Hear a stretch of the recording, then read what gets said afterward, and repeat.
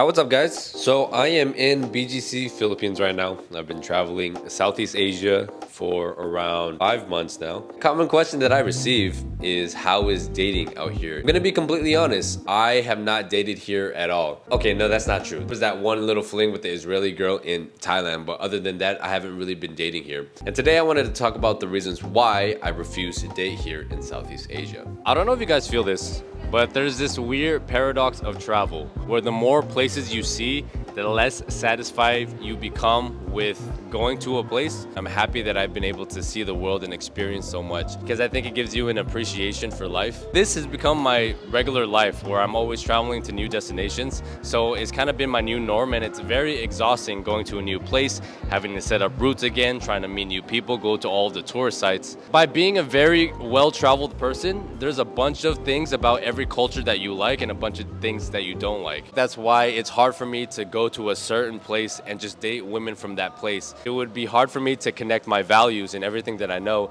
to someone who just grew up in one city their whole entire life. You would think by me coming back here to Asia that I would feel right at home here. But being around my Chinese family made me realize all the things that I disliked about my Chinese values. So for example, the huge importance on money, what school you went to, being a doctor, lawyer, or failure. We have a very fear-based mentality within our household as well. We are a very compliant people. The thing that we lack is courage. We're afraid to stand out and to go against the mold. And because that's a major part of my identity, I found it very difficult to relate to a lot of Asian people, especially the ones that come from the motherland. There are a lot of things that I appreciate about our cultures, the honor and dedication to family, duty, responsibility, financial responsibilities, how divorce is like a no-no word and very taboo in our culture. I kind of feel like I got the best of both worlds because I see how they do things in the US and I also see how they do things in Latin America, and it's just very difficult trying to mix all those things together. In a lot of Chinese families, there's also a lot of pressure from our parents to date within our own race, and not just Asian, but like just to date a Chinese person. I've asked some of my uncles and a lot of them share that sentiment. I'm not saying it's right or wrong, but a lot of them want to keep their blood pure. They want to keep the culture pure. I can understand where they're coming from. Growing up in the US, we were exposed to so many different cultures that that's not a core value for me. Coming back to the Philippines has been really awesome because spending time with family has been really amazing.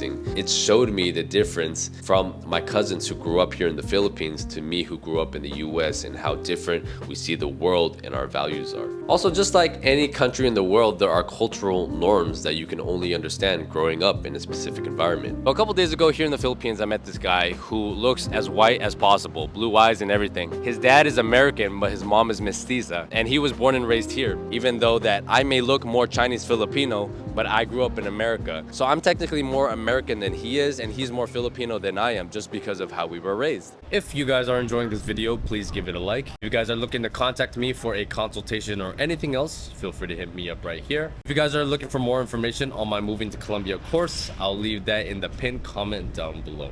Culture is such a big part of our identity, but I think because of the way the world is set up now, with everything being so global, social media, us having access to so many different cultures and music and everything at our fingertips, culture is more confusing than ever. I think growing up in the US, I had a very interesting perspective on life because, especially in Los Angeles, I went to school with black people, white people, Latin people, Asians of all kinds, Indian people. So I grew up with the perspective of being able to appreciate and accept other cultures, and it's not that big of a deal to me. Whereas if you go to other places in the world, people are more homogenous and want to stay in their own culture. Because of that, my preference for dating is honestly not Asian. I may get a lot of slack for this. It's not that I don't think Asian women are attractive. I just find Latin women and white women more attractive to my taste. And I think a lot of attraction has to do with exposure, because growing up in Los Angeles, I was surrounded by a lot of Mexicans and a lot of Asian people. And when I went to college, it was mostly white and Mexican people.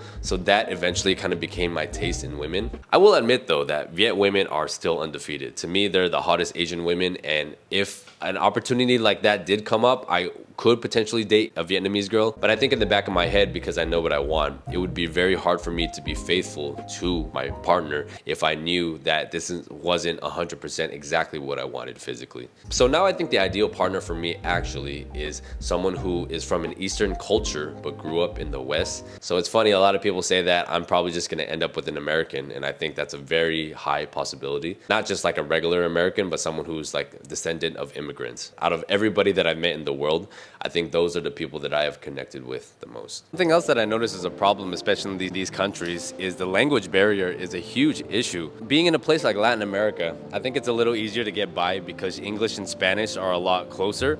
And here in the Philippines, I guess it's pretty easy because a lot of people do speak English. But if you go to places like Thailand or Vietnam or Cambodia, Indonesia, a lot of people don't speak English. And I always have my doubts about the women that do speak English because I'm just like, dang, how many other foreigners has this girl been out with, especially when they're on the dating apps? That's why learning Spanish was so huge for me when I was in Colombia, because instead of being just one of the many foreigner guys going for the small handful of women that spoke English, all of a sudden the role switched and you became in the minority of foreigners that spoke Spanish, and then the whole entire country opened up to you. Before I invest in a relationship, I want to be in a place, settle down, be sure that I'm going to be there for a long period of time, learn a little bit of the language. I think that's going to open up the dating a lot. I can understand that for some guys, you know, they don't have to talk much as long as they're meeting each other's needs. I think that's totally okay, actually. When I was younger, I couldn't really wrap my head around it, but as I get older, I realize that everybody dates for different reasons and everybody has different wants and needs in a relationship. Another reason why I'm not really dating right now is because I'm not in one place for a long enough time period. I think a lot of guys go to a place, especially the passport bro movement, and they go on dating apps and they just find a girl to spend time with. That's totally cool. You know, I have no problem with that. I realize that I'm definitely a relationship guy, and casually dating for me is just kind of a waste of time, especially after being married. I'm looking for something much more deep. It's really hard to build those deep relationships with somebody if I'm only going to be in a country for a short amount of time. Plus, I'm also not a huge fan of dating apps, which seems to be the best way to meet women in a foreign country, especially if you don't speak the language. This may be a controversial take, but I think that there's a lot of competition as a man on dating apps, and the women who are on dating apps aren't the highest quality. If a woman has really good values and is very attractive and has guys hitting on her all the time, she would have no need to be on a dating app. So I just prefer to meet women like in my everyday life, when I'm walking on the street, all those things. I think a lot of guys, when they get divorced, the first thing that they want to do is to go out there and meet a bunch of women, sleep around, do that whole entire thing, right? I've already been with a couple of women and I realized how empty that is. After getting the girl pregnant in Colombia, it really just opened my eyes to the real consequences of having casual sex, which makes me a lot more protective now of sleeping with the wrong woman. I would rather just be with one girl for an extended period of time. I don't know, to me it's just a lot more enjoyable doing that than just like getting another notch on my belt. When I was in Thailand with this Israeli girl, we had like a little mini relationship, and we had a bunch of ups and downs. We were arguing, so it felt like a whole entire relationship again. And it just taught me that, Wes, maybe you need to just take a pause, take a breather for a bit, and focus on yourself. Try to work out the reasons why your previous marriage failed. Why are you still holding on to any previous traumas that are causing you to end up in poor relationships? What do you really want out of your life? What do you really want out of your partner? And how I can fix myself and be a better partner for my next relationship. So I'm thinking about going to Europe. I think I'm gonna be there for 6 months to a year. Still gonna do some research, but I kind of want to stay in one place for a while. Traveling is nice, but if you don't have a home base to come back to, it kind of feels like you're wandering. Let me know what you guys think down below. Do you agree? Do you disagree? Thank you all so much for watching, and I'll catch you on the next one. Peace out.